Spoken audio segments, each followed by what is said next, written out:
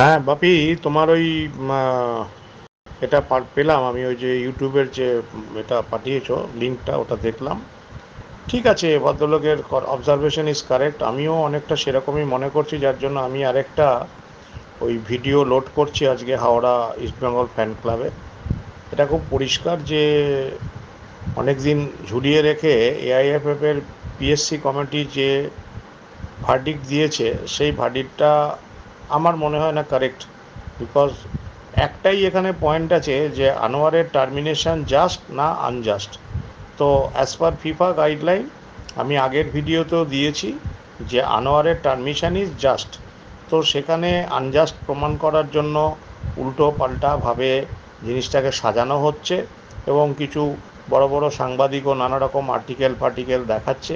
ওতে কোনো কাজ হবে না, কারণ আনোয়ারের উকিল পিএসসি কমিটির কাছে, প্লেয়ার স্ট্যাটাস কমিটির কাছে পরিষ্কারভাবে বলেছে যে ফিফার গাইডলাইন ছিল এটা, ফিফার গাইডলাইন অনুযায়ী আনোয়ার টার্মিনেশন করেছে, সেটা জাস্ট।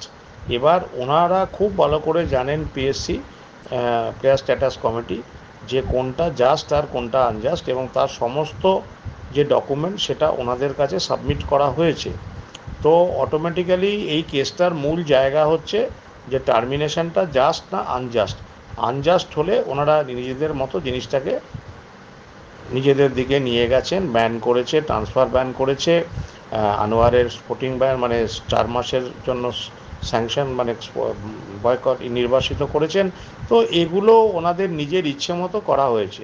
ইচ্ছে মতো করার জন্য ওরা যে টার্মিনেশনটা জাস্ট, যেটা ফিফার গাইডলাইন অনুযায়ী সেটা করেছে। কিন্তু 2022-এর পরে দোহাতে মিটিং হয়ে যাওয়ার পরে কোনো জায়গায় ফিফা বলেনি যে আবার তুমি সামনে ওই মিটিংয়ের পরে কোনো লং টার্ম কন্ট্রাক্ট করবে without any renewal or exit clause. এটা ফিফা কোথাও বলেনি। এবার ওনারা জোর করে করেছেন। ফিফা বলেছিল যে 3 বছরের মধ্যে যে ব্যাকলগগুলো আছে 2022-এর আগে যেটা আছে সেটা ক্লিয়ার করতে হবে, কিন্তু নতুন করে আবার 4 বছরের কন্ট্রাক্ট করার কথা, লং টার্ম এগ্রিমেন্ট করার কথা ফিফা বলেনি। সুতরাং অটোমেটিক্যালি এটা যখন অ্যাপিল কমিটিতে কী হবে আমি জানি না, সেটা নিয়ে আমি খুব চিন্তিতও নয়। বাট এটা যখন কেস অফ মানে কোর্ট অফ আরবিট্রেশনে যাবে, সেখানে কিন্তু ফিফাকে, এই এআইএফএফকে অনেক বিব্রত করবে, এবং যে ক্লাব এই লং টার্ম এগ্রিমেন্টটা করেছে তাকেও অনেক প্রবলেম ফেস করতে হবে। তবে আলটিমেট কনসিকোয়েন্সেস কী আসবে সেটা যখন ওপর মহলে জিনিসটা যাবে, তারা কিন্তু একদম ফিফার গাইডলাইন অনুযায়ী যাবে। ভারতবর্ষে কেন হয়নি, কেন এআইএফএফ এটা ইমপ্লিমেন্ট করেনি, এসব কথা কিন্তু ওখানে দাঁড়াবে না। এটা কিন্তু খুব পরিষ্কার। আর রইল দ্বিতীয় হচ্ছে ইস্টবেঙ্গলের ব্যানের প্রসঙ্গ।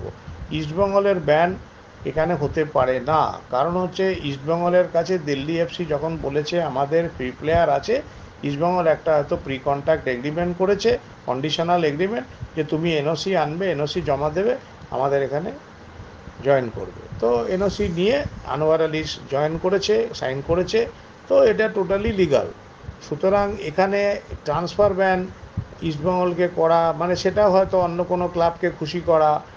এরা এআইএফএফের যে ভদ্রলোক আছেন উনি এইভাবেই চলছে। এআইএফএফ একটা নিউট্রাল বডি না হয়ে কিছু কিছু লোকেদের মানে কথায় কিছু কিছু লোকেদের খুশি করার জন্য কাজ করছে। দ্যাটস এ টোটালি মানে রং প্রসেস। এবং তারপরে এআইএফএফ এই যে নিজেরাও অনেক ভুলভাল কাজ করে, তার প্রমাণ হচ্ছে ইগাস টিমাচকে এলিমিনেট করেছে, তার কোনো কারণ দেখাতে পারেনি, যার জন্য ফিফাতে এখন কম্পেনসেশন 3.5 কোটি টাকা দিতে হচ্ছে। আর 2 বছরের স্যালারি যদি ওনাকে দিতে হয় তাহলে 7.5 কোটি টাকা দিতে হবে, কদিন আগেই পেপারে বেরিয়েছে। সুতরাং অটোমেটিক্যালি এআইএফএফের আমি যে দেখেছি যে এআইএফএফ যেভাবে চলছে, এবং এই পার্টিকুলার যে প্রেসিডেন্ট এখন আছেন ওনার আমলে আজকে খুবই কঠিন অবস্থা ভারতীয় ফুটবলের, এবং পুরো জিনিসটাই একটা বাজে জায়গায় চলে যাচ্ছে। এবং জানি না কী করে উনি ডিসিশান নিচ্ছেন, কাদের খুশি করার জন্য নিচ্ছেন। বাট উনি ভুলে গেছেন যে উনি he should B a neutral body, কিন্তু নিউট্রাল ভাবটা ওনার মধ্যে দেখা যাচ্ছে না। এবং এটাও যেটা করেছেন, ধামাচাপা দেওয়ার চেষ্টা করছেন যে আনোয়ারের টার্মিনেশন আনজাস্ট।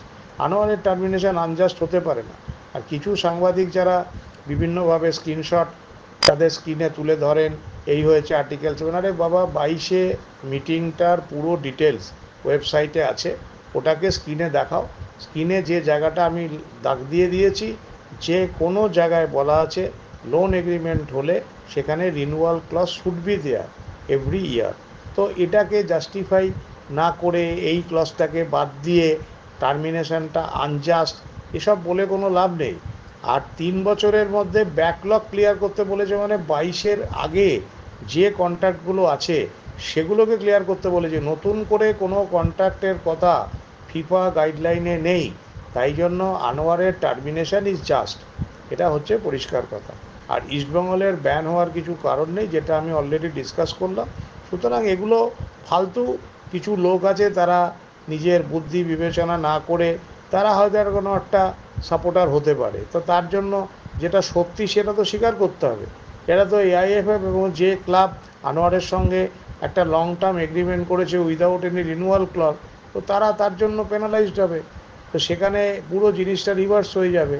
কারণ যেটা জাস্ট সেটাকে আনজাস্ট বলে যদি কেউ ডিক্লেয়ার করে ভার্ডিক্ট, আর সেটা যখন জাস্ট হয়ে যাবে তখন ভার্ডিক্টটা পুরো চেঞ্জ হয়ে যাবে।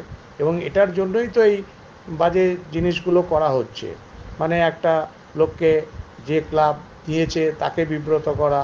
আরে বাবা, ভুলটা করেছে যে ক্লাব 4 বছরের এগ্রিমেন্ট করেছে উইদাউট রিনিউয়াল ক্লজ, এবং যে এআইএফএফ এটাকে মান্যতা দিয়েছে, এদের দুজনের হচ্ছে একটা বড় মিস্টেক, এবং they will be question in FIFA.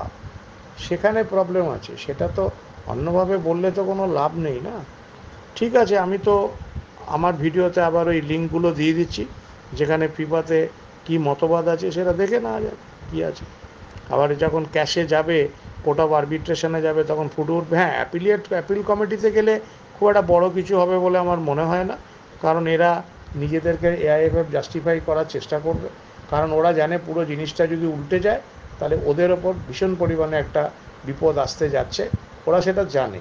এবার ওরা ফেস করুক, সেটা ক্যাশে গিয়ে প্রুভ করুক যে ওদেরটা কারেক্ট কি আনোয়ার যেটা বলছে সেটা কারেক্ট। ঠিক আছে।